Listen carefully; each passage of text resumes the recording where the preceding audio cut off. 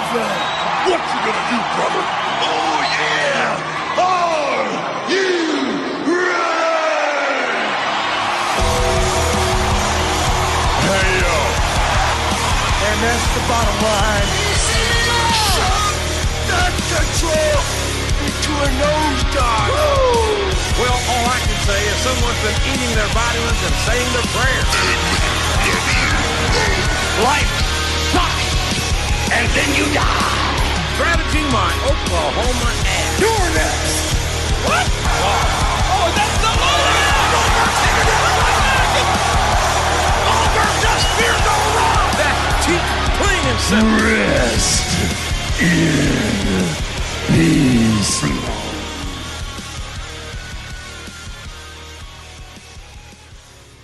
Welcome to another episode of the JM Report. I'm your host, NXT coming to you from CSB Studios in Tampa, Florida, the birthplace of pro wrestling. And yes, I am aware that I missed 1 week. If you had any clue what I was going through, nothing bad, just been really, really busy. And I was just able to find some time today. As a matter of fact, happy Valentine's Day. It is February 14th, 2020. And I had some time. Matter of fact, I had the whole day. So no date for me. Just going to do my report here. And then shortly after, I'm going to go check out the Sonic the Hedgehog movie.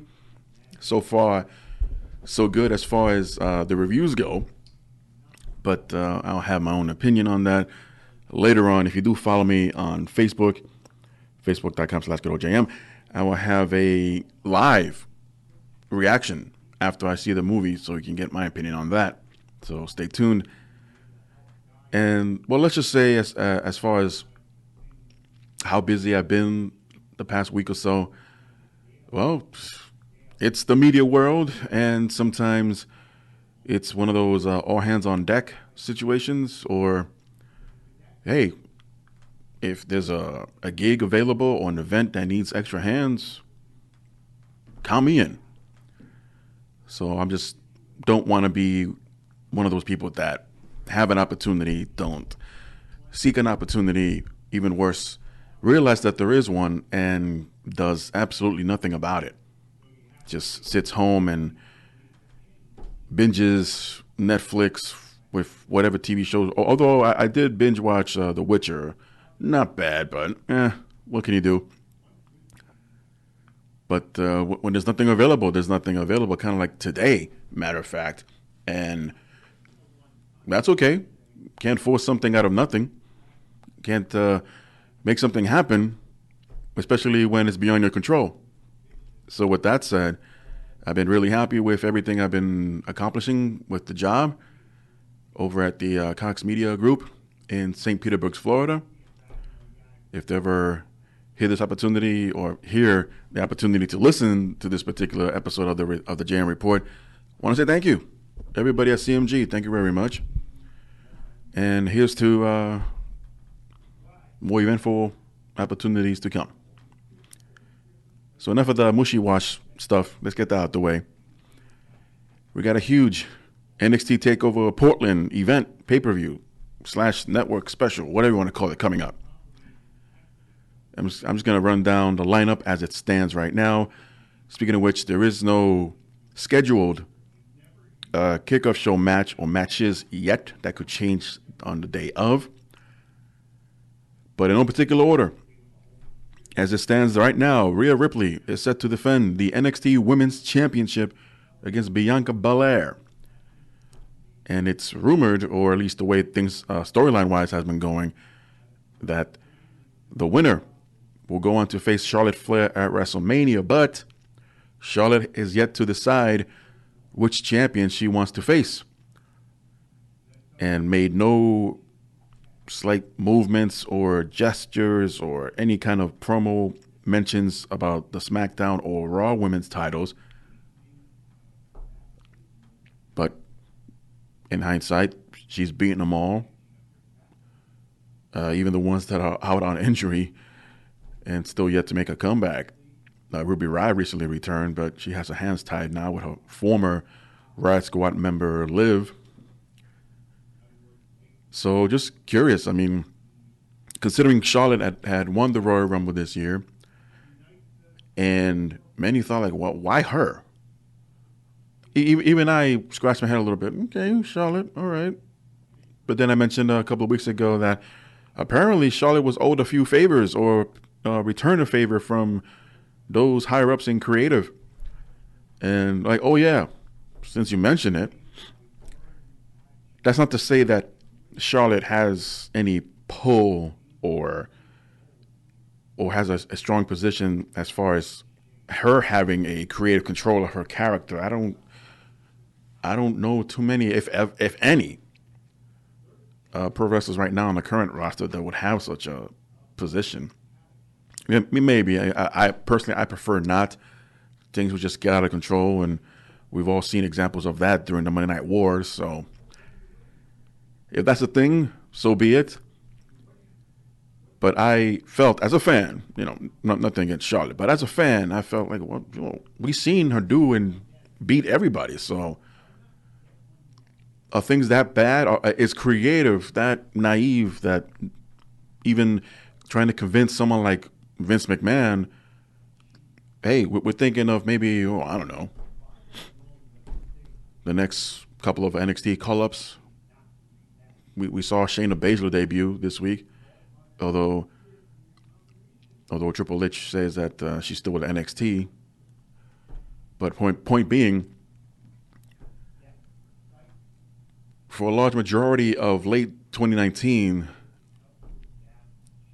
and the second half that is, many members of the women's roster were out on injury, and Ronda Rousey is yet to return after last year's WrestleMania, supposedly to go out there and make babies, and no one's mentioned anything of the sort. Maybe she's still waiting. Maybe she's still trying. Who knows?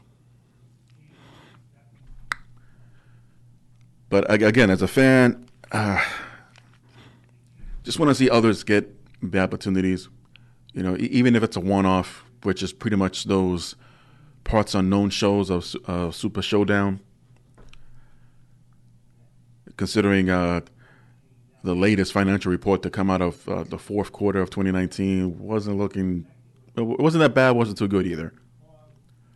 And I'll get into some detail later on of some of the reactions from other parties. But I still ask, what do you got to lose? I mean, sure, it could have been an unexpected underdog winner for the Royal Rumble, and not a too popular one. But if they're liked enough, I think that's more than enough. And eventually, with the right material for storylines and angles, and good promos, you build on that. I'm not saying the go-to is always, just bring someone from NXT because reasons, and usually the first two or one or the other is going to be like, well, currently what you have sucks because, again, you're not using everybody, you're not incorporating everybody. We're never going to know the ending, if ever, the situation between Lana and Liv Morgan. So was there a romantic relationship there? We'll never know because Ruby Riott returned. So is it going to be a three-way storyline? No, let me rephrase that. Where the Lana and Liv Morgan continues, but now you're involving Ruby. But we still don't know where she stands, giving a lack of explanation this past week. And Lana really never responding to what Liv said about their time together. Then again, Liv never brought it up again. So what the hell? Well, not to get too far off in the rant like I usually do, but not that Bianca Belair's time will never come. I just feel it's not right now. Too much time and devotion was dedicated to Rhea Ripley, especially considering that defeating the undefeatable or stopping the unstoppable in Shayna Baszler, and they built her up like a monster. Here comes Rhea Ripley from across the pond, as they say, because without a doubt, she built and had this huge following in NXT UK. Those following from this side of the world supported Rhea Ripley. You come over here, make a huge impact, you get in the face of the women's champion, and you beat her. You defeat her and become the champion yourself. So now there's a huge ball of momentum on the side of Rhea Ripley. Kayfabe and storyline-wise, being a little distracted by the curiosity of who Charlotte Flair would challenge. I'm like, well, what about me? No one mentions the NXT Women's title as an option for the winner of the Royal Rumble.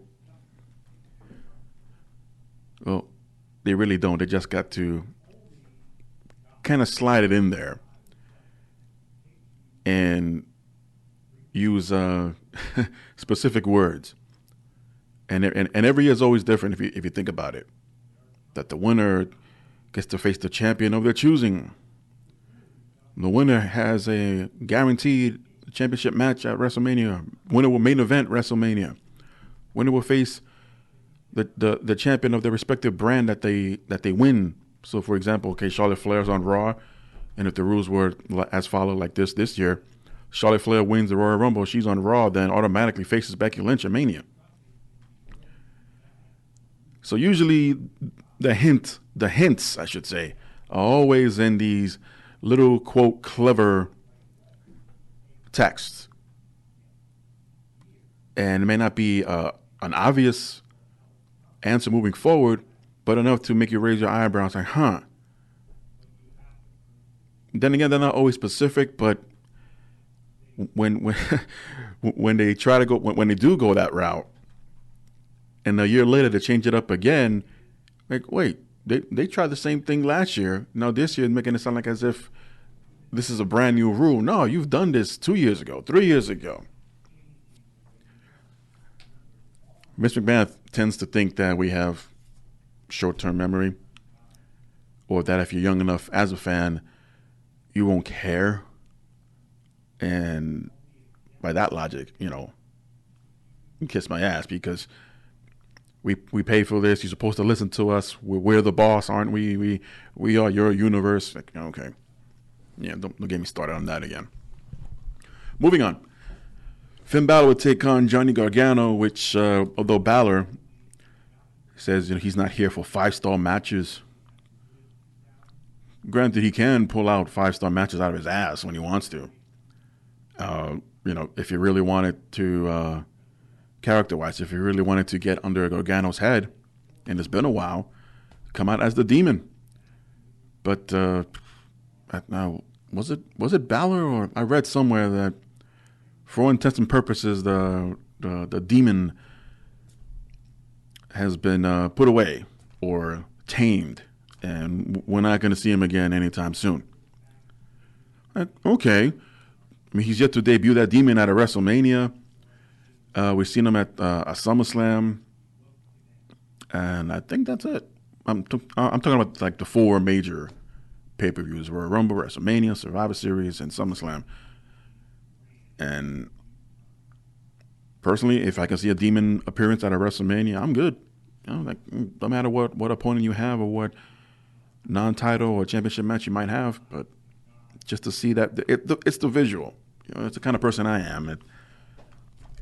Even if 10 people don't see it or agree with it, that's fine. Me, some people can still have the things they want. I don't ask for much. The Undisputed Era of Bobby Fish and Kyle O'Reilly take on the, when I first heard this name, Broserweights in Matt Riddle and Pete Dunne, the winners of the Dusty Rhodes Classic this year, for the NXT Tag Team Championships. This should be one of the show stealers. I mean, I'm sure Gargano and Balor would tear the house down, despite what Balor says. But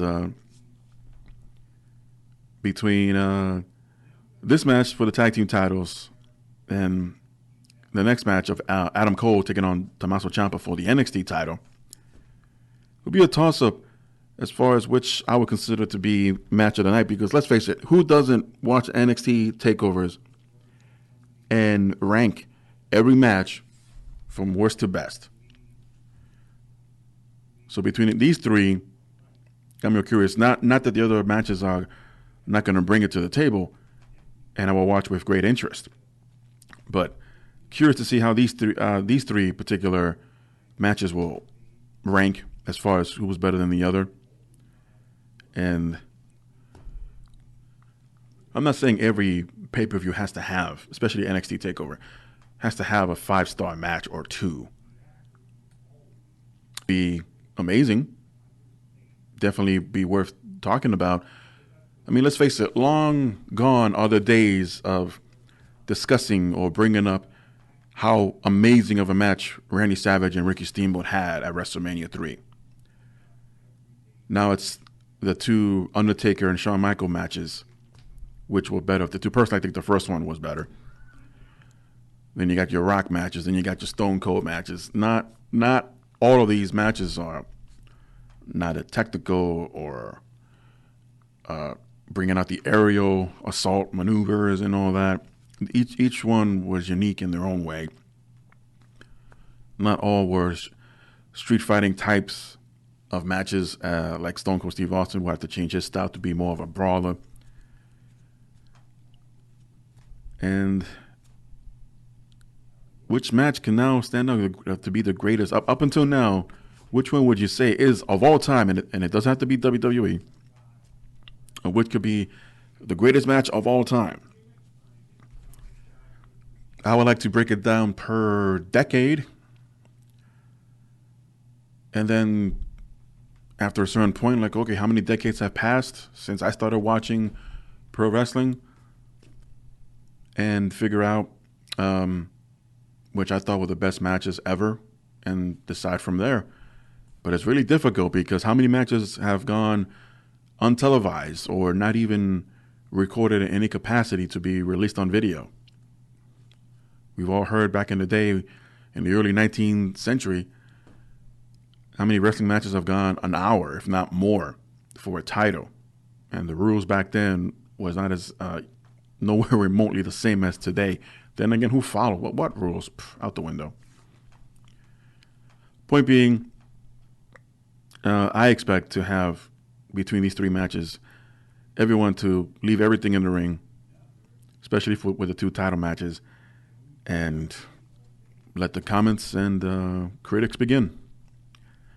Dakota Kai would take on Tegan Nox in a street fight.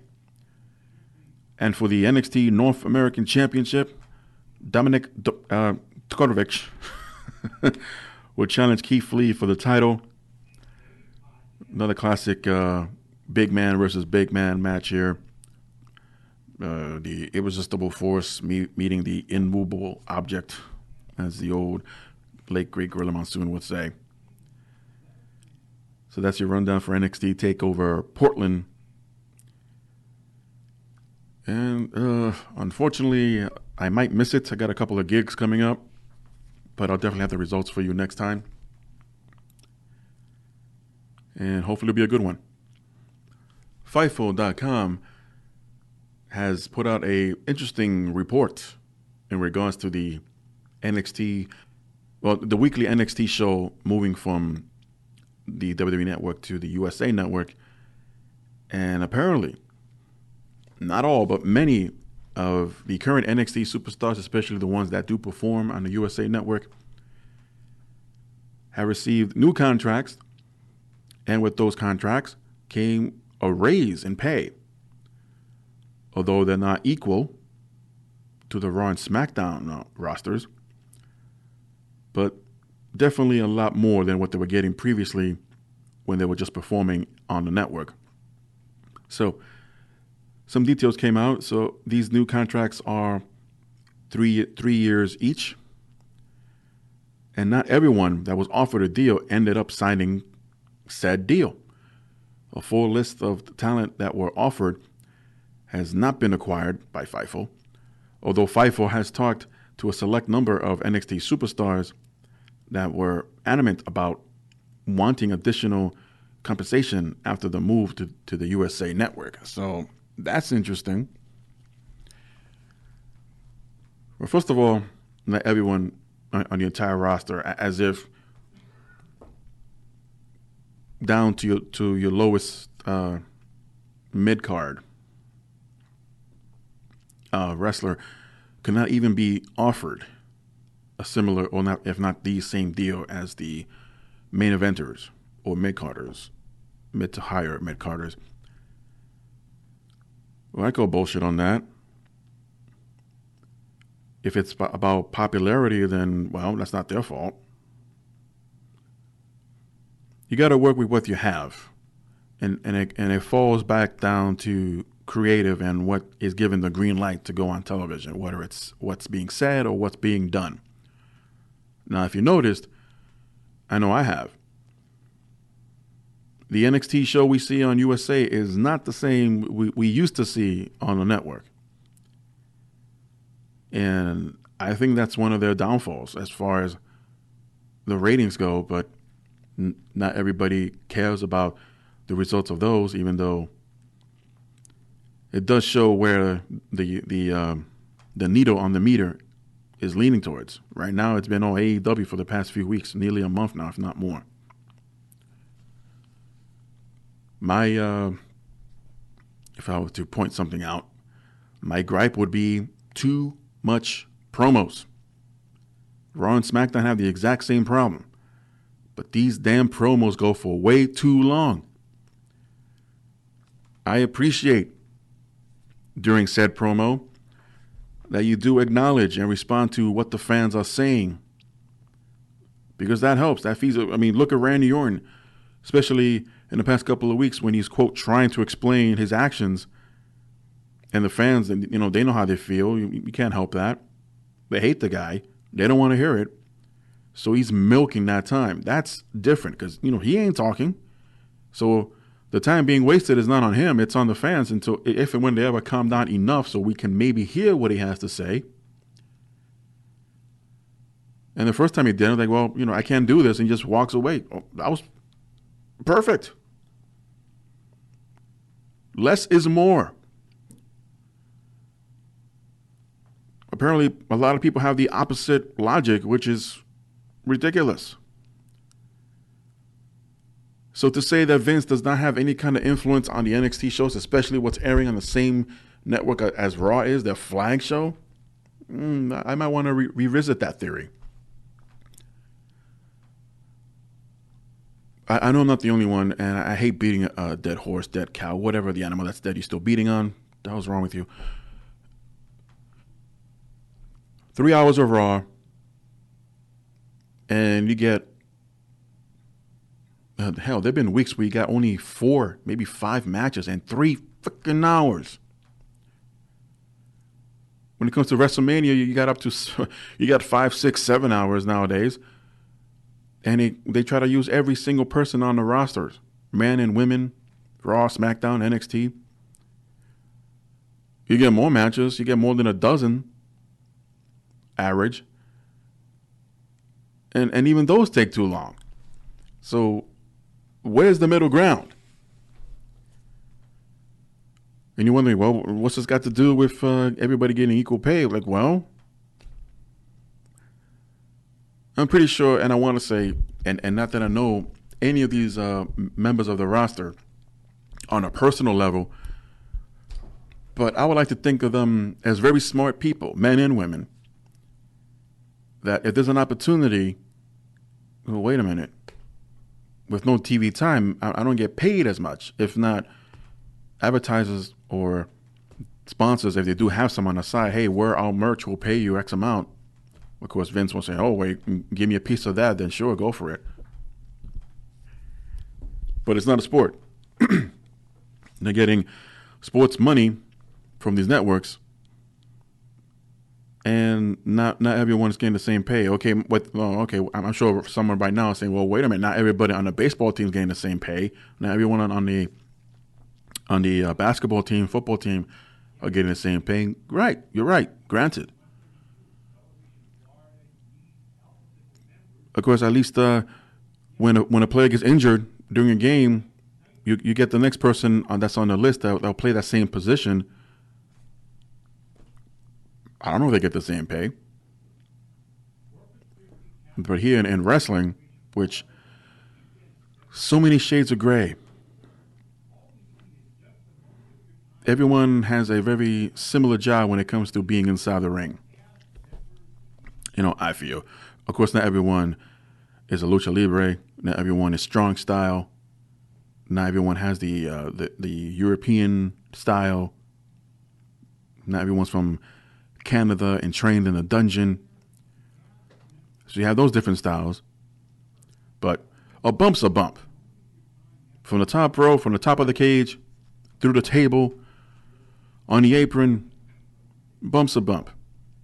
And the difference between WWE and those other sports figures in football, basketball, what have you, that are not getting the same pay, they being NFL, NBA, so forth, they have more of health coverage than WWE does, which does not even offer one.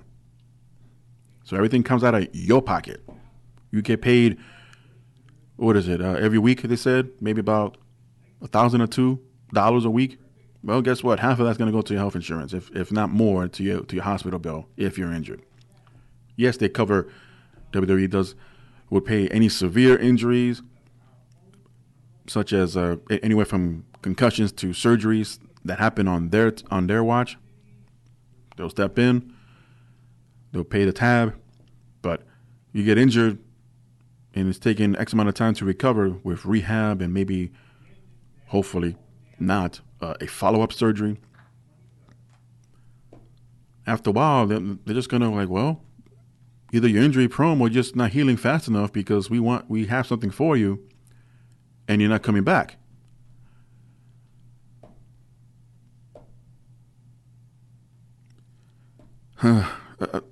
Again, where is the middle ground?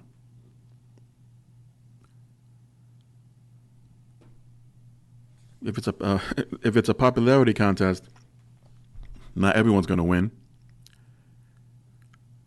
And this goes back to my argument about giving others that opportunity.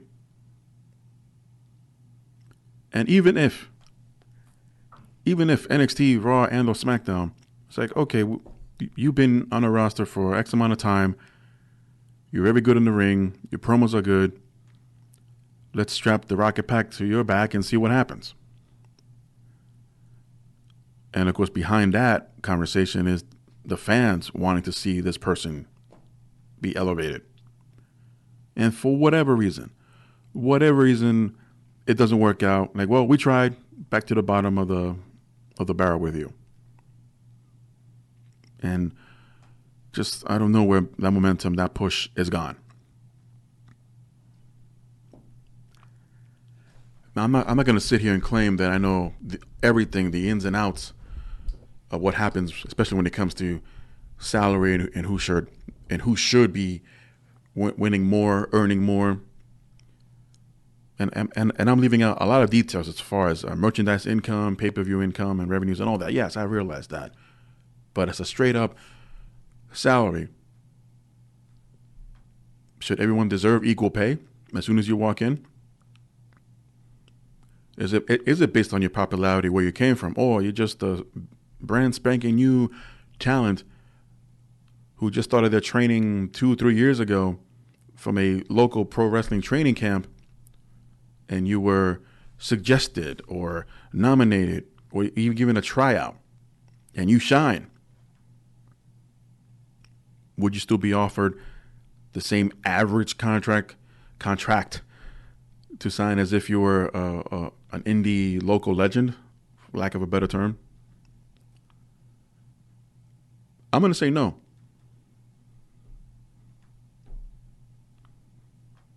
Should there be a low, well, not low term, but I guess if you're going to sign, what would be the minimal amount you can earn? Let's say, for example, let's say it's $250,000. And you prove your worth after a year or so. It's like, okay, get a little bump and raise. Here's an extra $100,000 to add on to what you're already making. Someone like Seth Rollins or Bray Wyatt, who are on top of the mountain right now, would be an easy argument to have that they're making about 7 figures a year.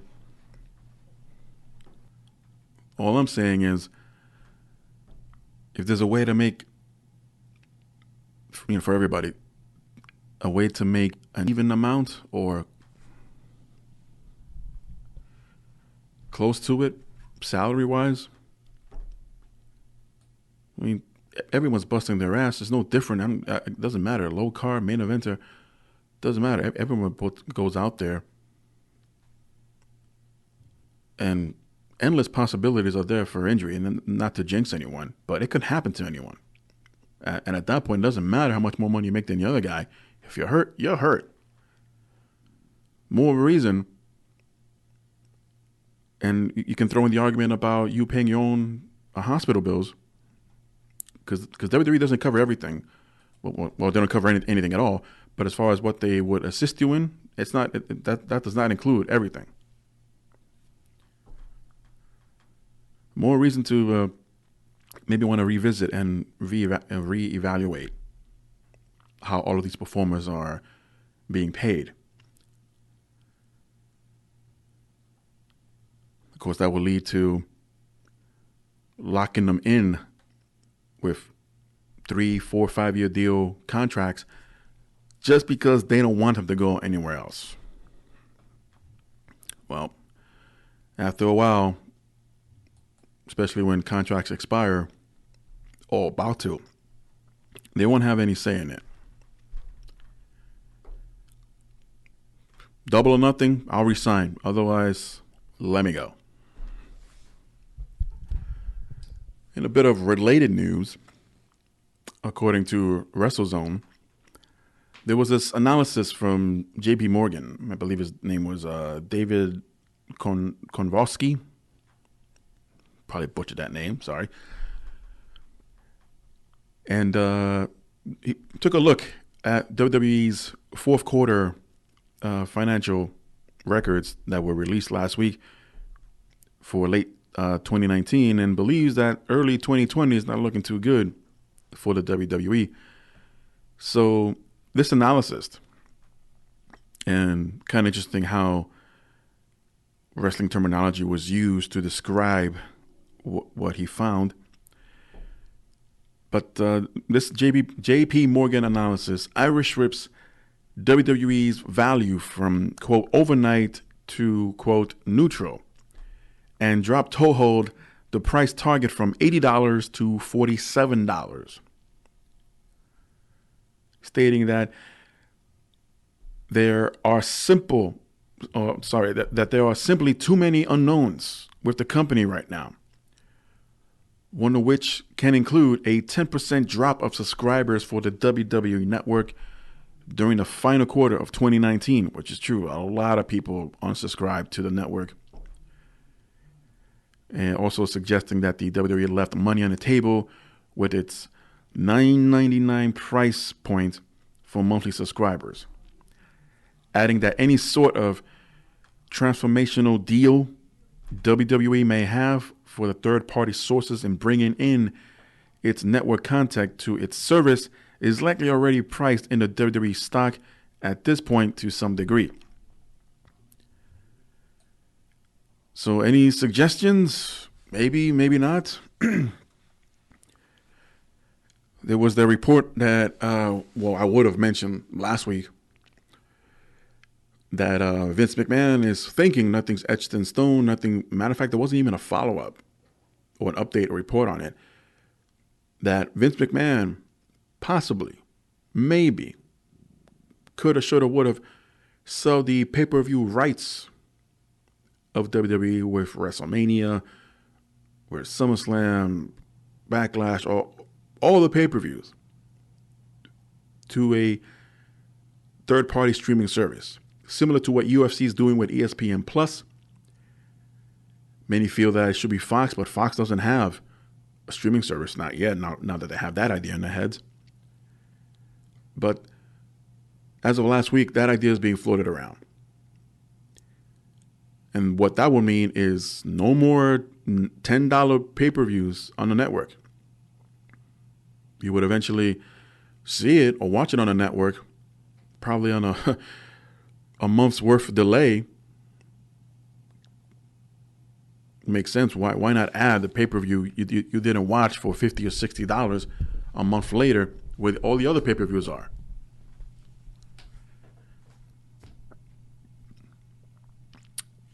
What no one's really thinking about. And yes, the idea is to make money. As if you're not getting enough between Fox and Universal and the Parts Unknown deal. We still have about another 7 years, by the way. 7.5. No, want more. Money hungry. More power. Freaking becoming Emperor Palpatine now. Unlimited power. Anyway. And when is enough?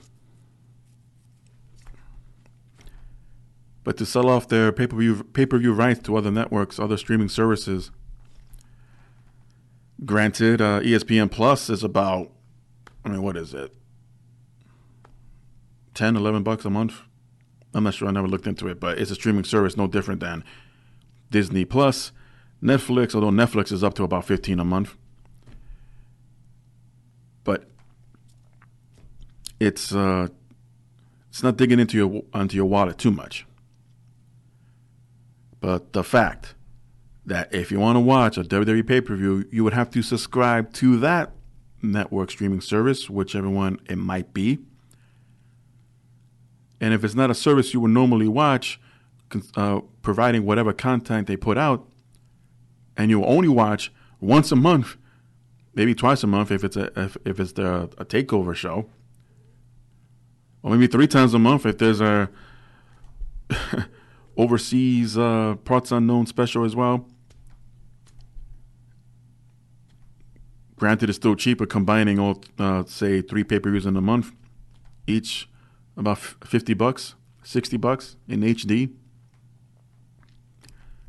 Still cheaper, but you will still have to add this other subscription to your account, to your services on your smart TV or on your smartphone, tablets, and so forth. Is it worth it? As Missy Elliott once asked. I mean, personally, I'll wait to see exactly what the hell they're doing, what they come up with.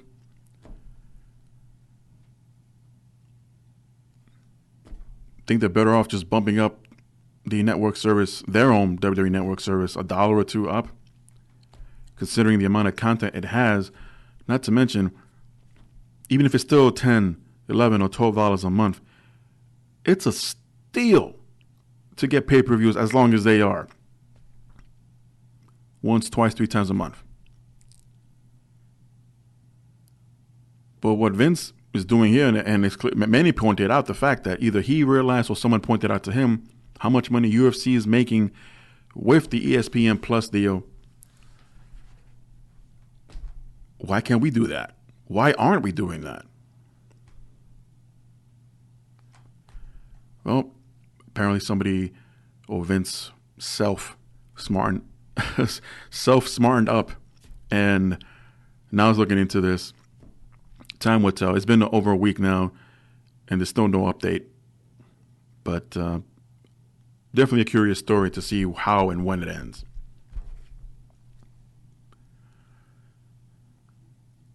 After, I'll say about a year, maybe more than a year, I lost track when it was last mentioned, but definitely a long time of speculation and whether or not it's going to happen. It was made official this past week, well, during the week, I should say. I found out through her mother, Danny Garcia, that Dwayne "The Rock" Johnson's daughter, Simone Johnson, has officially signed with the WWE at 18 years old. Currently training at the WWE Performance Center in Orlando, but is now in a process of following her father's footsteps and becoming the first ever 4th generation WWE superstar that would eventually perform in front of a live audience. More than likely will get her start in NXT. And if The Rock was more than happy to hear this, it was discussion that they've had for a long time. I want to believe that Mr. Johnson left the decision for his daughter to make and finally made it. She posted on social media, Simone that is, for the little girl who fell in love with wrestling and was determined to make this dream a reality, this is for you. I'm beyond thankful for this opportunity and ready to get after it. WWE now has officially confirmed that Dwayne "The Rock" Johnson's daughter is now training at the WWE PC. If Simone makes it onto the roster, she will become the first fourth-generation WWE superstar in history.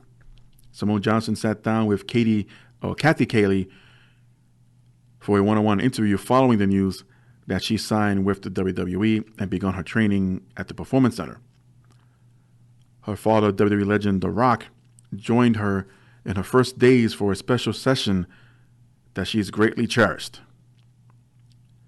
Simone will say about her father, he got to see everyone here, and he got to see kind of how our culture is here. And then obviously, I love spending time with them. But to be able to train with him and to do something that I know that we both love was great. I would love to see personally, I'd love to see some of this footage of Simone and The Rock training together. Simone, as young as she is, I want to say she's tipping the height scale. I know it's not a scale, but more. She's very close to being 6 feet tall, and obviously I don't see how she can't be a slouch or lazy and not want to get in the ring and perform at the highest level possible. I'm not expecting her to be a high flyer or lucha libre style type of wrestler, considering her size. But it still would be interesting. I mean, The Rock tried some of that in the early stages of his career, jumping off the top rope, doing drop kicks, high cross bodies, and this and that. Then became more of a grounded wrestler, for lack of a better term. And I know I'm saying that a lot. But it'd still be very interesting to see what kind of style Simone would end up being. Technical, submission, what have you. We'll find out. But she's made it very known and clear of the support that she's been receiving within the Performance Center, pointing out Triple H, saying that he has always been supportive and encouraging. And that's really something that means the world to me. Well, maybe this will be a positive sign, not to come to fruition anytime soon, but eventually, maybe in the future, that Simone can be the starting point or the inspiration to have either the children of Triple H or the children of Shane McMahon to one day follow in her footsteps, because eventually one generation leads into the next. And if Simone's going to be or is becoming the fourth generation superstar, which is in itself a huge accomplishment, then I can't see how this can't be an inspiring story. Oof. I'm getting caught up in a moment. But all in all, congratulations are in order for Simone Johnson. Definitely a happy and proud moment for their family, such as Roman Reigns, the Usos, Nia Jax, Tamina, everyone, even those close to them, Natalya.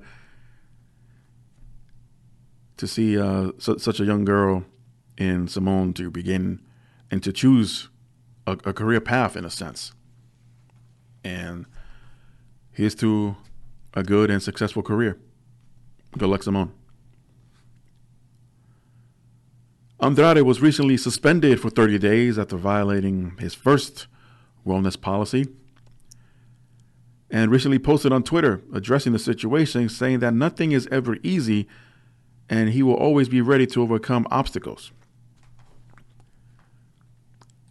He also said, I was 13 years old with many dreams when I started in this business. My family told me nothing is easy, with some barriers bigger than others. My life goes on for much more. I guess lesson learned. And he seems to be appearing a little bit more leaner, given the extra time off to dedicate it in the gym, more calisthenics at home probably. But hopefully he did learn his lesson. And the fact that he's still U.S. champion says a lot from the company standpoint. That, yeah, you're suspended. It's a ridiculous example to give out to the boys in this case. But yeah, keep the belt. You'll come back, defend it. I still don't get that logic. Even if it wasn't suspended and was written off television for a legit injury, they still would have taken the title off of him. But whatever. Bully Ray had an interesting idea for the WWE, as he on a recent episode of Busted Open, saying, I want to see the WWE TV Championship that works on Monday nights, Wednesday nights, and Friday nights. They only work 3 nights a week, at least on television. It's the workhorse championship. Vince loves new things, so call it the WWE Iron Man Championship. This person only wrestles on TV, no house shows. You know what? I like that idea. Not even remotely coming close is that now ridiculous joke of a title of the 24/7 belt. But think about it, and only if it's only 30 days, only if it's only, good Lord, I'm redundant much redundancy. And only because it's been 30 days or was about to be 30 days that the U.S. champion suspended. Brock Lesnar doesn't show up every week. All Raw has right now are the tag team titles. And I say screw that 24/7 title. They all but just ripped his guts out. If the point of being a 24/7 title, it should always be on the line, not a one-off non-title match, or waive the 24/7 rule because Shane McMahon says so, or whatever kind of bullshit they've come up with recently for that title. Anyway, but who's to say between this and other ideas I mentioned earlier in the past 40-something minutes that they'll give it a try and then again, just let it die a slow death. But I say, why not?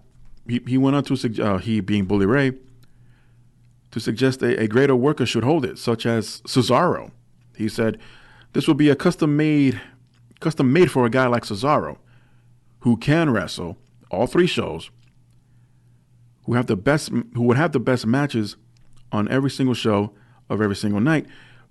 You'll put all 3 shows together so NXT could get exposure, as if they're not getting enough. But the fact that there will be a champion that's basically jumping over these, quote, imaginary lines, Raw, SmackDown, and NXT, with the same title, defended on television, hence being called the TV title, I say, why not? He also pointed out something else very interesting, and it's been done before with other said TV titles. Every week it's going to be a 10 or 15-minute match, uninterrupted, no commercial breaks, because that's how long usually TV titles are defended, during one segment or within one segment. They could get away with introducing the participants of the match and then go to commercial, but once they come right back, it's all full throttle with that one match in its entirety without any commercial breaks, any split screens with a commercial or a promo or logo, whatever nonsense to draw away your attention from a great match that's what's happening within those 10, 15 minutes. But then it would happen every match, but during commercials and they got the split screens, the match itself slows down with submission, rest, hold, and they don't get out of it until the referee tells them, hey, we're back on the air. Continue fighting, continue wrestling. Not that I'm raining on the parade of Bully Ray here, but I believe this will be a great idea.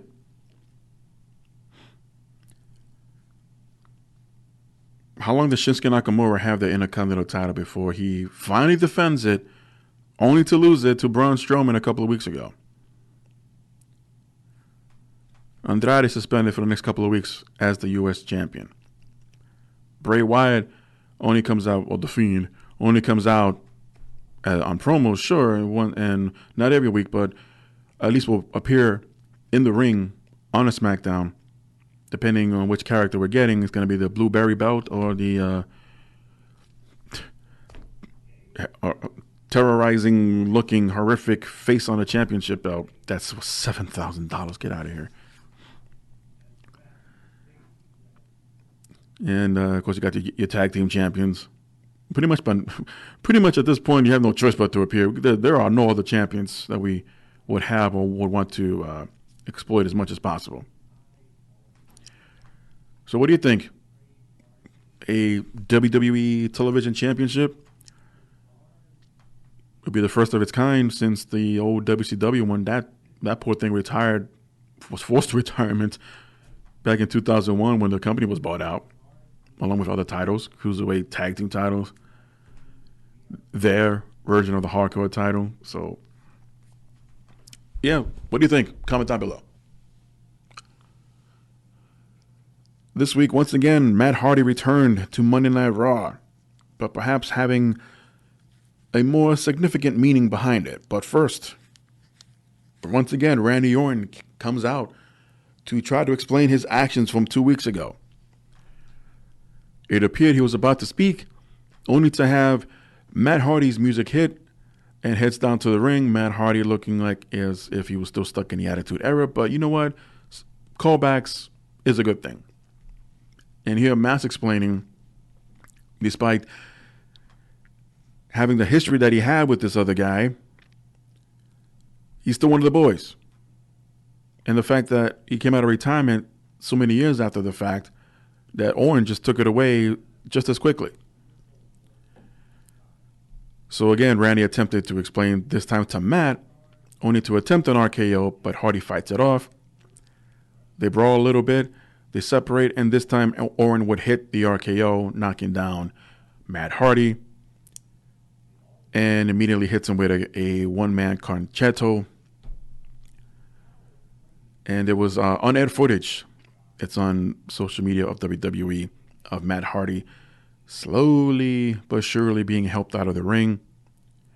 He was able to walk under his own power with some assistance with referees and EMS, but kept shouting out to the referees that he can't feel his arms, there's tingling sensations, basically selling the headshot. And shortly after, Matt Hardy took to Twitter, and in one simple word, goodbye. Even I was one of those people that scratched their heads like, what, is this it? Is this the it for Matt Hardy? Well, according to WrestleVotes, the rumors of Matt Hardy's contract expiring any day are true. Thus, could it have been Matt's last WWE appearance of all time? Being taken out, being written off television with this horrific head injury? But PW Insider updated the story from WrestleVotes. Matt has had continued discussions with WWE through his contract that is still slated to expire on March 1st.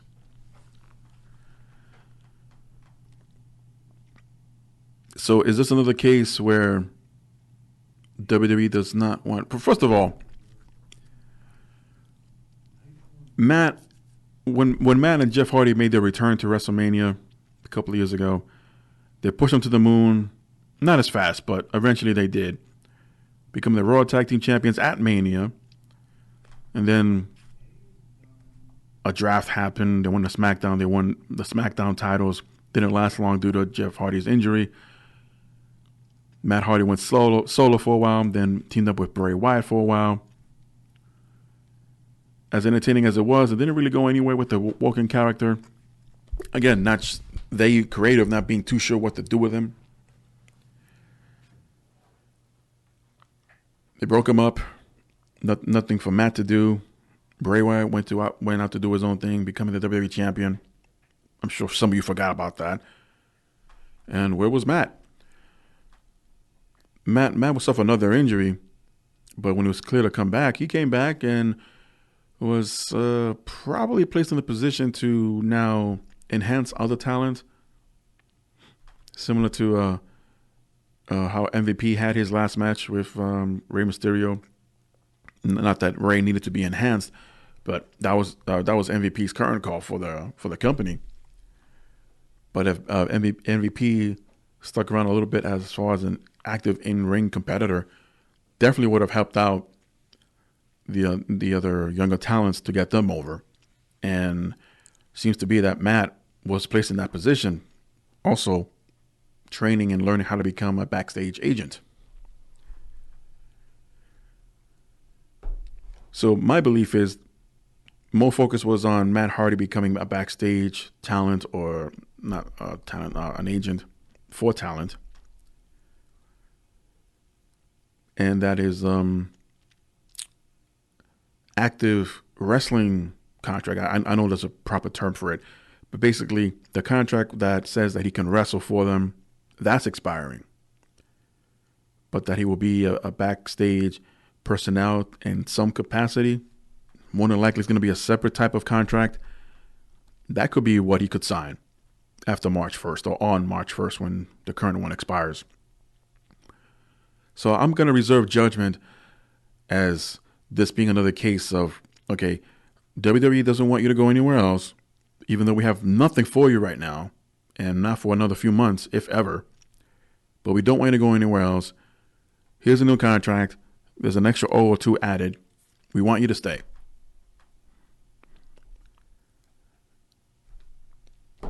We've seen cryptic messages before from Matt Hardy. Some can be pretty obvious. Others, well, it was really simple to figure out. But if Matt Hardy was saying goodbye as a wrestler, would say hello as another type of position within WWE, it's possible. So again, I'll hold back on my judgment or my thoughts and theories of what's happening here as far as Matt Hardy goes until we get all the details out. I mean, March 1st is not that far away. Between now and then, Matt can put out other cryptic messages for us to figure out, maybe another video inside a swimming pool. But let's just wait and see. That's all I can say. The Matt Hardy story is not finished. It's being written, and time will tell to see how it continues.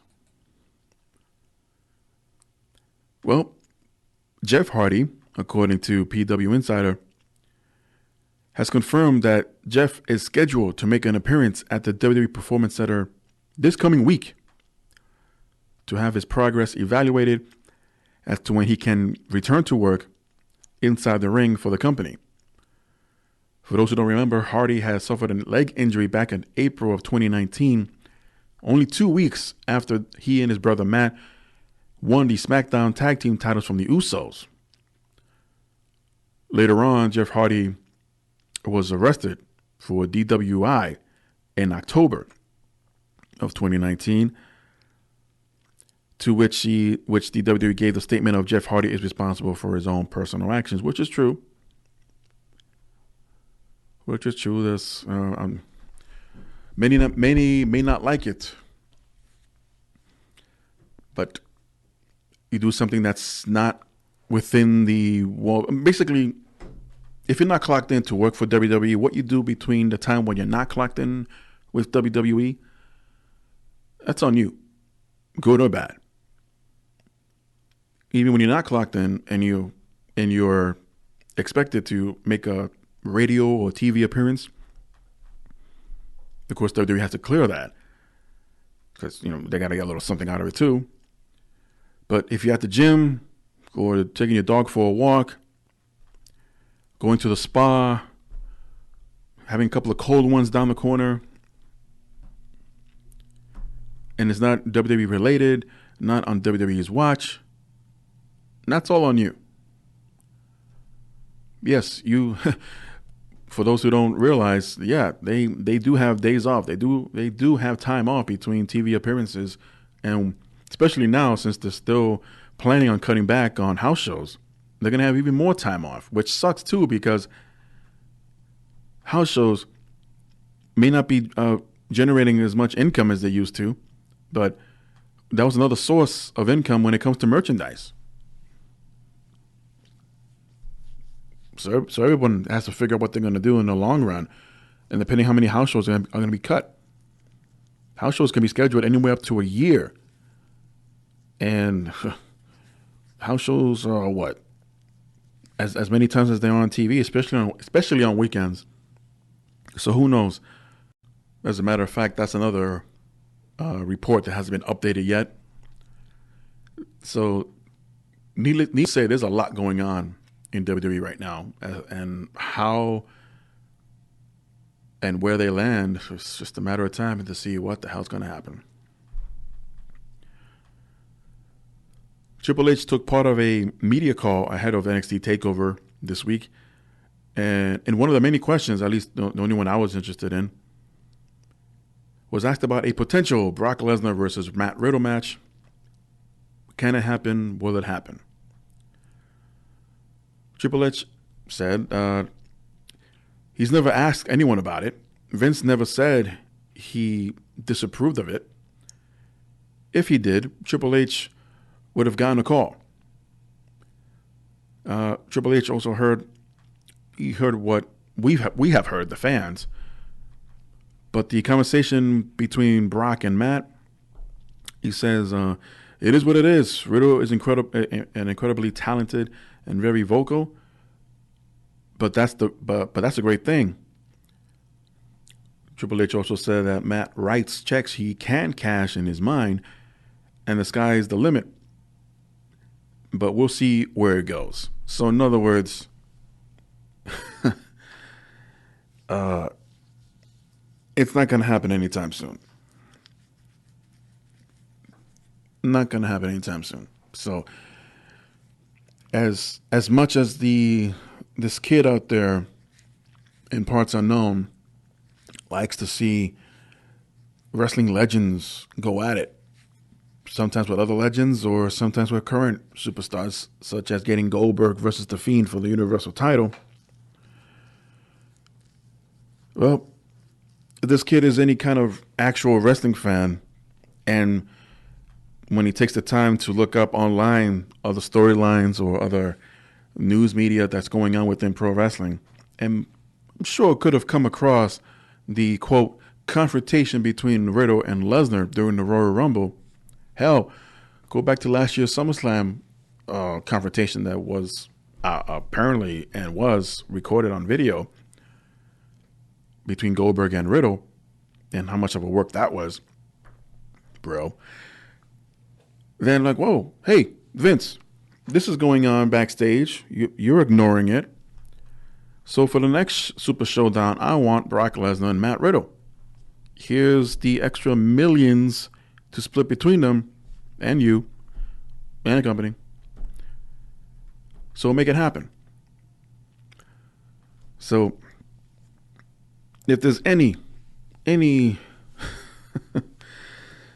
bitty positive to come out of these Super Showdowns, it has the potential, and that's as much of a credit I'll give, a potential to be the one and only place and time, at least as long as they're contracted to have one-off matches. We had Goldberg and Undertaker, a, quote, dream match, but came true probably 15 years too late.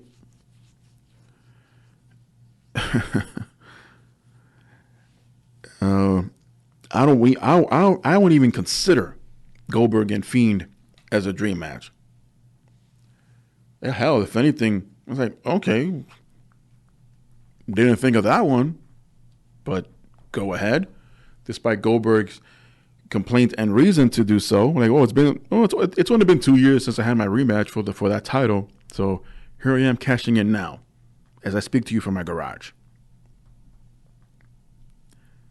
Better late than never, I guess. But it's going to happen as scheduled. Goldberg versus The Fiend. Would we ever have Lesnar and Riddle?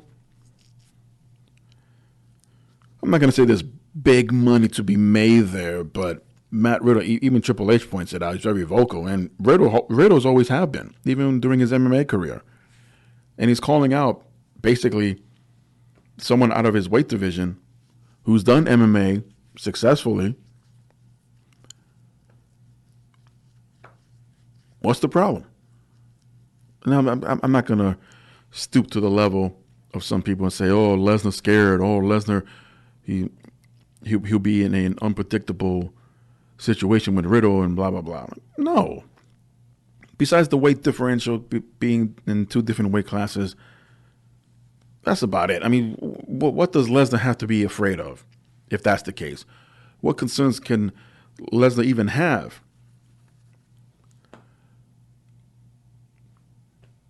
I mean, he decides, doesn't he? Or he tells, there's some talks in between, or whenever WWE decides, oh, wait, we're your boss. We telling you to show up on this week's Raw unannounced and blah, blah, blah. But on the other side, Lesnar has X amount of dates on his contract. So why doesn't he choose, let's say, one of the Monday Night Raws coming up that's closest to Canada where he lives now? Take the 1-2 hour flight on his private jet, make that appearance, and call out Riddle.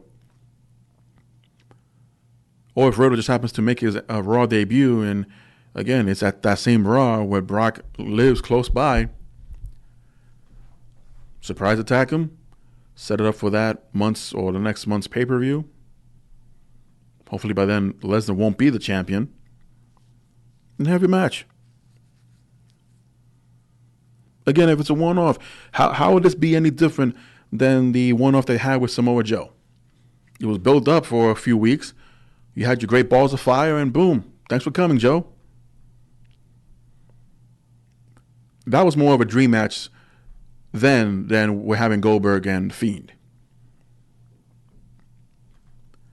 Logic, what's that? Apparently ain't worth a dime for as much money as this company makes. But again, it is what it is. Just like Triple H says. And to me, it sounds like from what he was able to share with the media call, has little to no interest himself. Speaking of the Parts Unknown show, it'll happen at the end of the month. This week on Raw, it was announced that there will be a 6-man gauntlet match for the what's it called? The Tawaki, I think it's pronounced, trophy. I guess they love them trophies out there. But it's a specific 6-man gauntlet match. And already announced Bobby Lashley, Eric Rowan, R-Truth, Rusev, and the returns of Andrade, because by then his suspension will be lifted, and AJ Styles, who apparently will be clear medically for in-ring competition, despite having a nearly separated shoulder injury at the Royal Rumble just 2 weeks ago.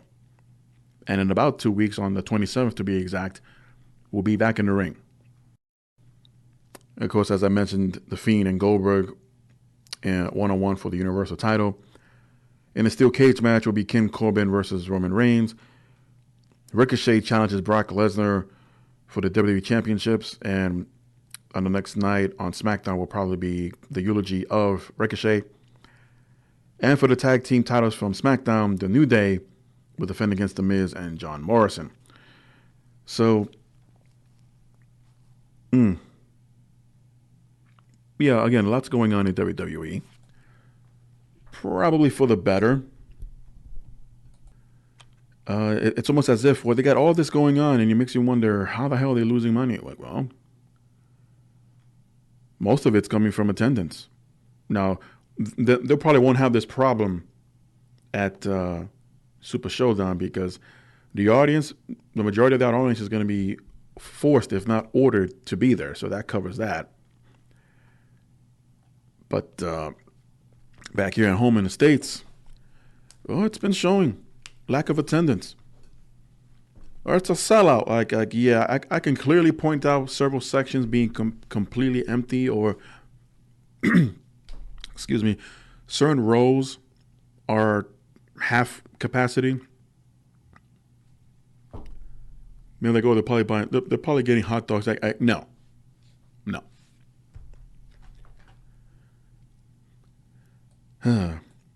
Now, the next few stories, take it as simply as rumors. Some of them have been flowing around for quite some time, and I figured, well, there may or may not be something to it, so let me just address them. But simply rumors. So if you don't want to hear what could be potential spoilers for WrestleMania 36 this year, right here in Tampa, Florida, matter of fact, skip ahead. I'll say about 15 minutes. If you don't want to hear these spoilers, but so you've been warned. Here we go. So according to a source that spoke to WrestleZone.com, AJ Styles versus The Undertaker is currently planned for WrestleMania 36. And as I mentioned before, he's been sidelined, AJ Styles, with a shoulder injury sustained at the Royal Rumble. But he was not expected to miss any time off. Styles himself later said he didn't plan on missing WrestleMania. And Dave Meltzer also reported that Styles was still involved in plans for WrestleMania. Now, considering, personally, it's kind of difficult to say, oh, this is a dream match, that's a dream match. Right now, as things stand, with the parties that can and could be involved, the dream matches of all dream matches is Sting versus The Undertaker. Now, Sting has always said he can still go, he can still wrestle, he can go back in the ring and blah, blah, blah. It's just that the WWE doctors won't clear him. There were rumors, hell, even just a few weeks ago, that Sting was possibly planning and meeting up with WWE officials to maybe clear him and face The Undertaker once and for all in Tampa. And what a more appropriate and better place for that. So I guess those plans were nixed as soon as they were presented on the table. And it's like, well, thanks for coming. Enjoy your cup of coffee on the way out. But Styles and Undertaker, definitely, I'll say it's on the same level to be considered a dream match. Almost not. Maybe not. I don't know, for some reason, not looking at the same style of match that we had at WrestleMania 29 with CM Punk. But I don't know why. I really can't explain it. But it will be that kind of match for me. Styles has proven to be a strong horse, to take on a man as big as The Undertaker, nearly 7 feet tall, nearly 300 pounds. I can't remember the last person he tried a Styles clash on, a person as tall as The Undertaker. Well, anyway, when you daydream, I'm all for it, even if it's just a rumor, but I'm more curious to see how exactly they'll get to this point. So again, Styles may not miss any more time for the next couple of weeks. Hell, for all we know, the go-home show for Super Showdown, that Raw, he might make his comeback, if not this coming week. But how are you going to build around it? Is it going to be one of those simple, like, well, I need an opponent for WrestleMania? Who haven't I faced? Who hasn't felt the wrath of AJ Styles kind of thing? Or just simply come out and say, hey, big man, I challenge you. I am the phenomenal one. and the Phenomenal One wants to take out the Phenom. Or I'm sure they'll work that. They'll incorporate that somehow. Phenomenal One versus Phenom kind of thing. Oh God, just gave him an idea. Hey, I want if that slogan or some sort of that ends up on a T-shirt, I want a finder's fee. The next rumor, and this is quite a big one compared to the two stories, and it may or may not kick off at Super Showdown, depending on which direction things are going to go in regards to the Universal Championship. So, news broke as of last week between a match of Goldberg versus The Fiend, Bray Wyatt, for the Universal title. Speculation arose of the possibility that Goldberg could win the championship and move on to WrestleMania and defend it against Roman Reigns. According to the Wrestling Observer, this will not be the case, thank God. Dave Meltzer has indicated that the last creative meeting still planned on having Bray Wyatt take on Roman Reigns at WrestleMania instead. There have been talks that this could be the main event of the show. Goldberg is slated to either lose clean to Wyatt at Super Showdown or in an alternative manner, such as a DQ or a count-out finish. So in other words, still protect both guys. Goldberg won't spear or jackhammer Fiend to a pin. Probably Wyatt would still sell that. The Fiend would still sell it. Oh, I'm sorry, non-sell it. And for example, Fiend can apply the mandible claw on Goldberg. Goldberg reaches to the ropes, but Fiend refuses to release the hold, and there's your DQ. Or just the simplest way, just count out both guys. There could be a lot of people that are going to hate that finish. Of course, Goldberg is making much more money working at the Super House shows, at the Super Showdown events than working at a WrestleMania. Again, this is all according to Dave Meltzer and the Wrestling Observer. During a recent WWE event that announced, matter of fact, that this was this week, of WrestleMania once again going Hollywood, as WrestleMania 37 will emanate from California. Roman Reigns gave a brief press conference to a handful of media members on site, and during the discussion, Roman was asked who he would rather face for the Universal title between Goldberg and The Fiend. Roman just said, I just want my title, to be honest. Nobody took that title from me. I had to relinquish it due to circumstances. So I just prefer my title. From a completely honest standpoint, I would much rather face The Fiend. He's busted his ass all year long for it. No offense to Goldberg. I think he's a great performer. He's a great superstar. But I'm into the future right now and helping out the guys in the locker room with me. And there's no doubt The Fiend has put a lot of work into what he does. Which is true, by the way. I mean, the Fiend character was created from the ground up, and now look at him. So many took that as a sign, like, well, there it is. There it is. We knew what the WWE Championship match was going to be from the Royal Rumble outcome. So now we have a better clue and indication of what the Universal title picture is going to look like at WrestleMania, of maybe Roman Reigns taking on The Fiend and possibly have that match be main event. Whew. Being that it's going to hail or take place, I should say, at Raymond James Stadium. For those who don't know, that's where the Tampa Bay Buccaneers play out of. And it's an open stadium, meaning that there's no roof. For those who haven't seen or been there, they have a pirate ship, literally a pirate ship, set up on the side on the mezzanine level. And right next to it, the concession stands and whatnot.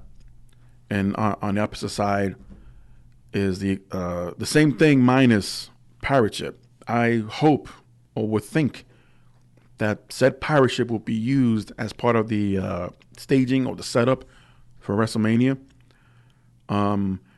Both sides, as I mentioned, have their Jumbotron. So depending on what kind of setup they're going to have, probably end up covering one of their Jumbotrons. And the WrestleMania staging and setup would have its own Jumbotron, or more specific, a Titantron. But incorporate that pirate ship. I mean, it's right there. All of the advertisements have been pirate related, Pirate of the Caribbean style relations, whatever. You have a ship, so that's probably one less prop to create. I just hope it doesn't rain that day. But to main event of WrestleMania with The Fiend for the first time would be. And Roman Reigns been there.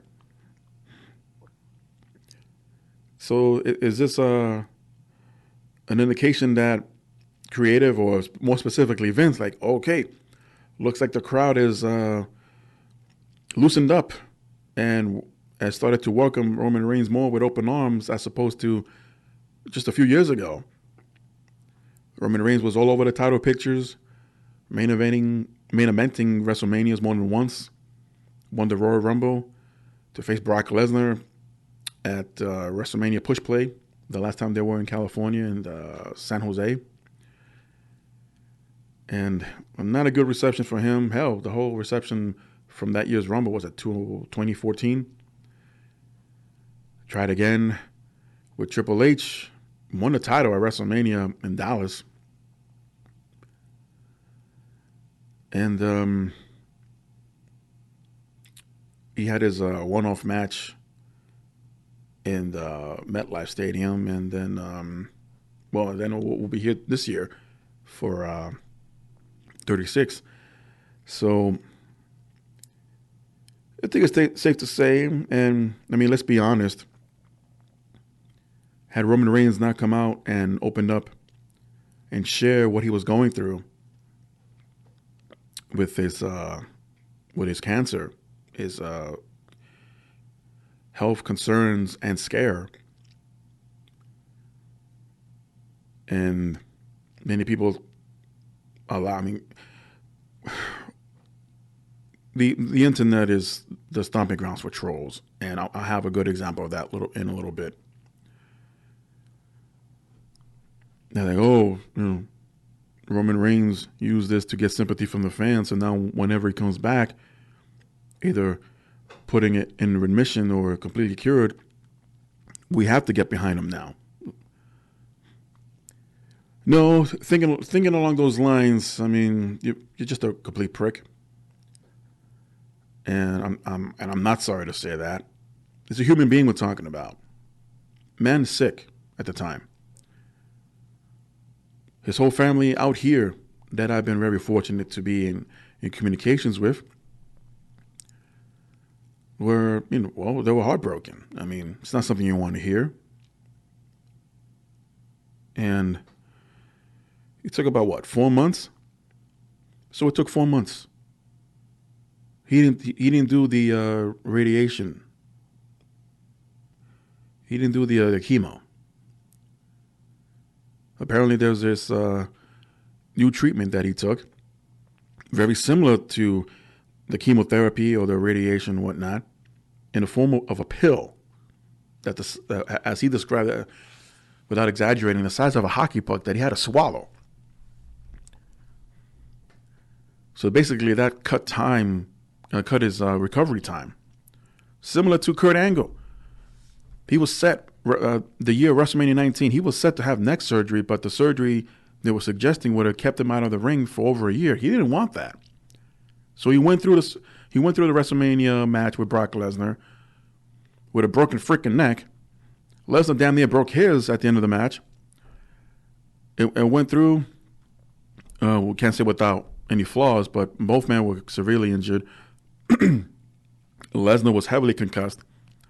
Angle, if you saw the documentary, The Mania of WrestleMania, which is hard to find, but if you have the WrestleMania, I believe, WrestleMania 20 DVD that came in a multi-disc, it should have in the special features, should have that. Mine does. Or if you bought the anthology box set of WrestleMania, it should be there as well. But anyway, in Kurt Angle's part of the story, He describes how he got back to his dressing room. He was undressing, about to, was he coming in or going into the shower? But he was naked, as he said, and just collapsed, saying that the adrenaline wore off and his body was shaking, just collapsed. His then wife, Karen, had to come in, call for help, took him to the hospital. So that Mania was just full of injuries. There was Austin coming in with injuries. Vincent Hogan didn't walk away scot-clean. Of course, Lesnar as well. So it was a hard night for WWE that time, for WrestleMania 19. So my point being that even if they're still in the experimental stages, and yes, they can be risky, the ratio can't even be 50-50. The scale has to, tip on one side or another. But Roman took that route and cut off a lot of time from recovery and announced on Raw that he's in remissions. So even if you don't buy that, even if you don't believe that, it was still like, ironically, no pun intended from Roman Reigns, believe that. He had so many followers, so much support from even from the haters. I'm like, oh man, this guy's sick. Get well soon, Roman. And he did. Since then, he's been out of the title picture. Sure, he's had a handful of main event spots, not one of them nowhere near any kind of title in a Continental or tag team, what have you. But he's been kept at the very top. And this interview took place this week. Now, whether they'll incorporate it tonight in SmackDown, I doubt it. But it's out there in social media to be shared with the world. And even if any of his words are to be taken with the slightest grain of thought, the man deserves it. The man deserves to follow up and continue on this road that he is on now, adding in what the rumors I mentioned from earlier. I say, let the man have his moment. He deserves it. Not to mention his home state of Florida. So we'll see what happens. And excuse me, if you're already tuning back in after skipping ahead, thank you for sticking around. My rumors sharing are over, so move on to the last few bits.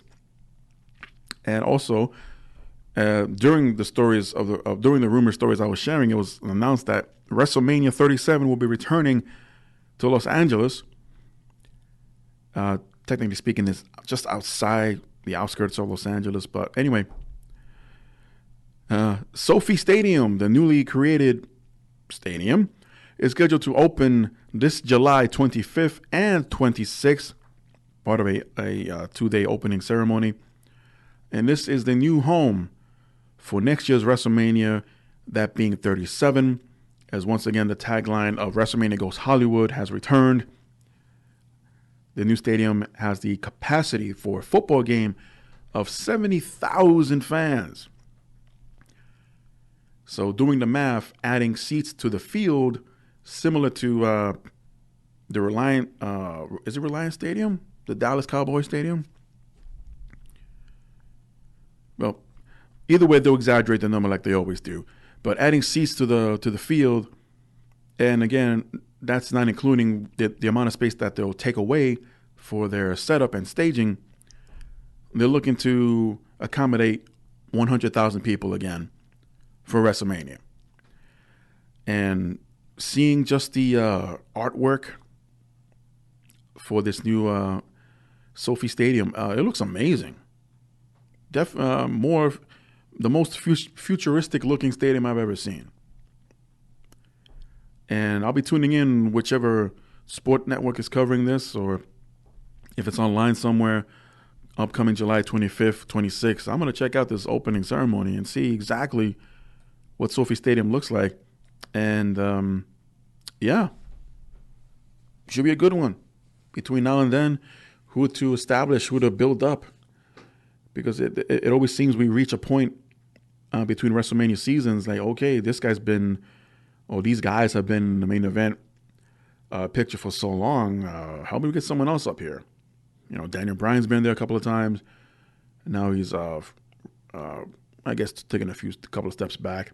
But then again, he's becoming a father again, so can't blame him on that. Cena's also set to return on an upcoming episode of SmackDown. He maybe finally announce his WrestleMania participation, or maybe not in the match, but I'm hosting Mania. I'm like, okay, sure, why not? So it's this is what happens during WrestleMania season. Lots going on, so much so that I'm barely acknowledging everyone else. But that stops now. Jim Cornette, who's not afraid to open up the details on anything that's happened behind the scenes, shared a story recently on his Experience podcast that he was told by NWA President Dave Lagana that the original idea for the NWA TV show Power was going to be suggested as a WWE Network show. Obviously, this never happened, but Jim Cornette was flabbergasted, to say the least, towards Lagana, basically saying, what the hell, like, really, what are you thinking? Now, supposedly, according to Cornette, and you can listen to the whole episode on YouTube, which ironically where NWA ended up, NWA Power shows, that is, every week, 1 hour shows, that when it came time for Cornette to follow up Dave Lagana on the story, nothing came out of it. By then, the deal was already made to have the shows on YouTube regardless. And Dave Lagana was said to be in talks with WWE about it. But again, nothing came out of this, or maybe Cornette didn't last long enough to figure out what the details were, even though by then the show was already on YouTube. But can you imagine? Cornette's defense against the idea is, do you actually think Vince would show or promote an NWA show on his streaming network? Well, not that it's impossible. We've seen examples of Vince incorporating a non-WWE show, even though it only happened once, and that was with Evolve. The difference there is WWE has a working relationship with Evolve. Matter of fact, Evolve has an upcoming New York City show, and a handful of NXT superstars are scheduled to make a meet and greet appearance there. I feel jealous. So it's no surprise. And my concern would be, okay, you direct, produce all of these NWA Power episodes. We just air them on our network. You're not going to tell me there'll be a moment in time where a producer or someone like a Kevin Dunn will step in and like, yeah, we want to make some changes. And it's no longer their show. Pretty soon it'll be called WWE Power, with associations with the NWA. So personally, I'm glad this idea, if even made it to the table, never happened. Teddy Hart, real name Edward Ellsworth Anus, yeah, I know what I said, was arrested this week in Richmond, Virginia, for possession of narcotics with intent to sell or distribute. You moron. He was booked at midnight and is currently in a Richmond City jail. He could face up to 12 months in prison and a fine of $2,500. Last heard of Teddy Hart left the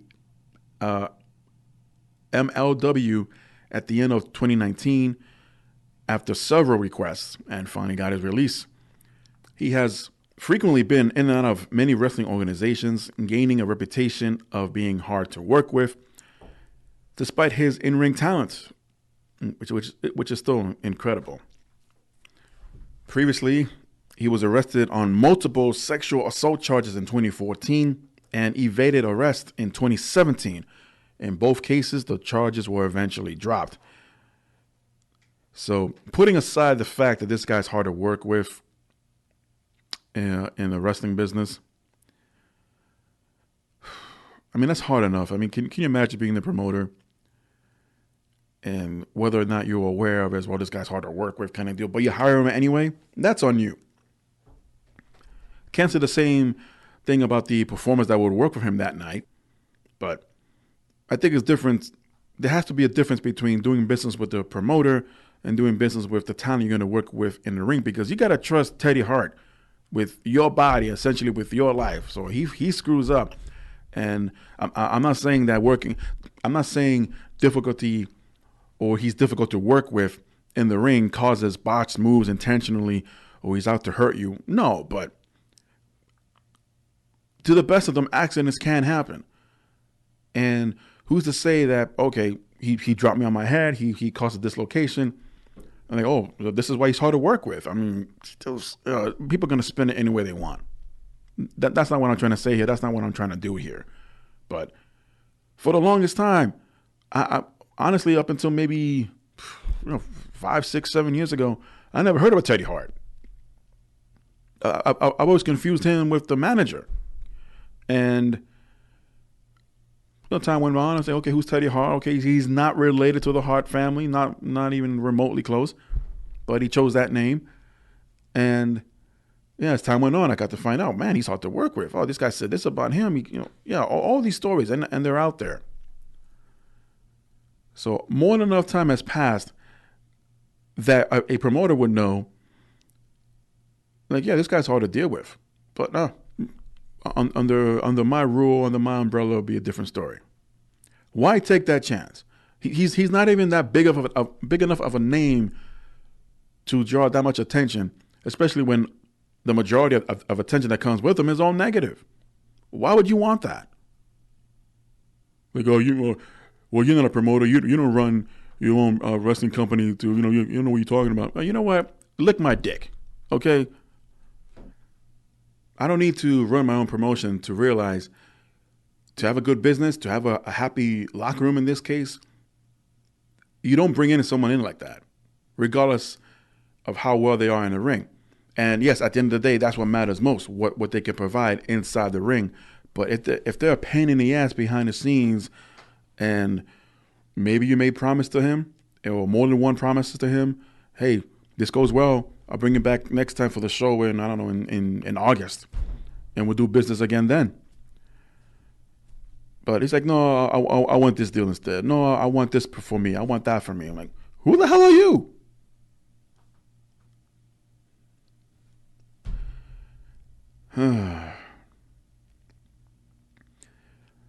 There could be another argument to this, another side of an argument about his past.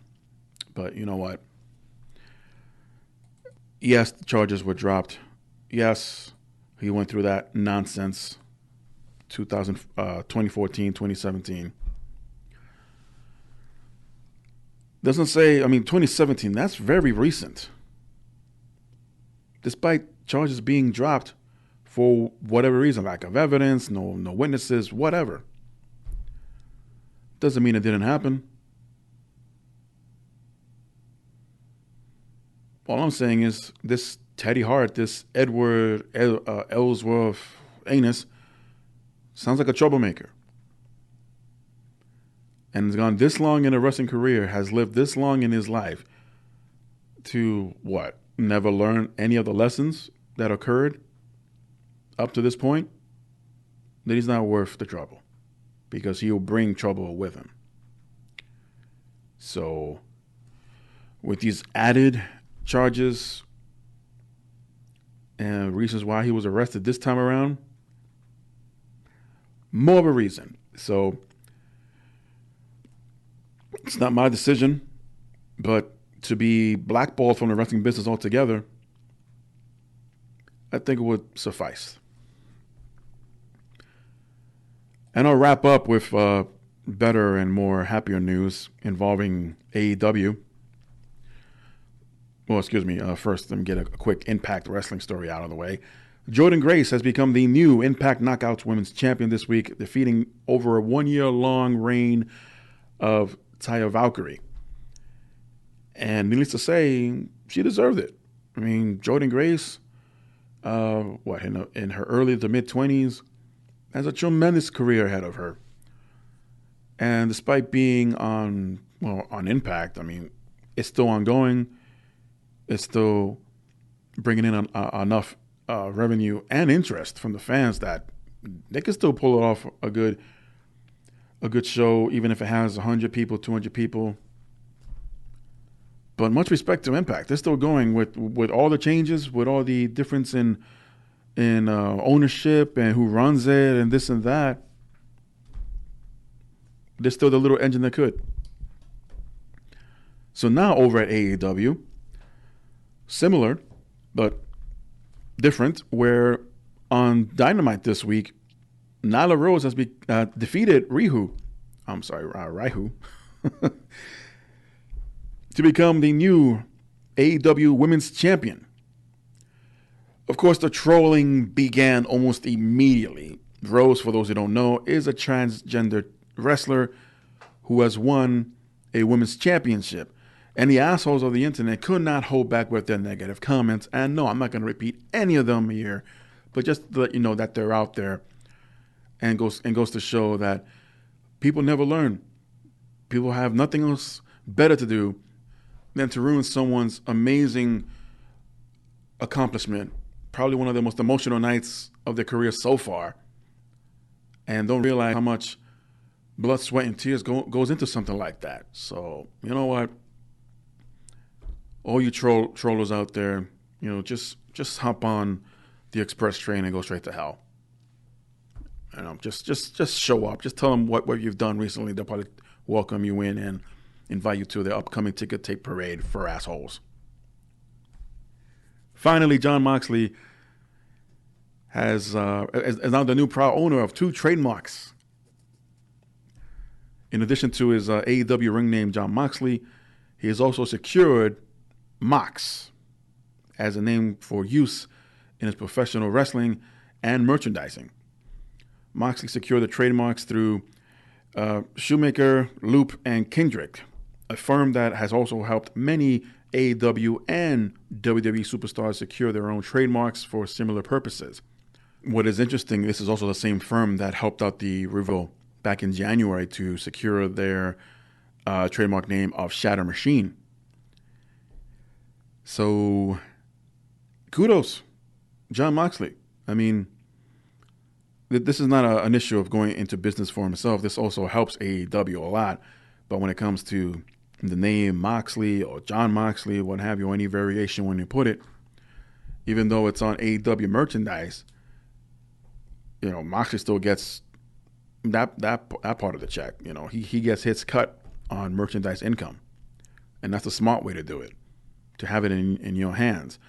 I'm not saying this, and then again, there hasn't been any indication or clues that AEW will sabotage such an income on any superstar, but CYA, you have to cover your ass in every possible angle when it comes to the wrestling business. You have to protect yourself. You could be the best worker in and out of the ring, be a locker room leader, and be not a role model, but someone to look up to. But at the end of the day, you still want to protect yourself, especially if you have a family of your own to raise and put food on the table and so forth. And with that said, what Moxley's done is, absolutely nothing wrong with that. So, my friends, comes a conclusion of yet another JM Report. Thank you for listening and joining me. Leave a comment below. Let me know what you think of the stories I've just shared. Subscribe to the Good Old JM channel. You can follow me throughout social media as listed in the description. So, happy Valentine's Day for those who are proposing or planning to tonight, or if you haven't already. And if she said yes, or if he said yes, congratulations and mazel tov. Felicidades. And everyone else who's just going to have a nice romantic evening, whether it's dinner, movie, or combination. Matter of fact, I'm going to go have a date with Sonic. Happy Valentine's Day. Be good, be safe, be healthy. Till next time.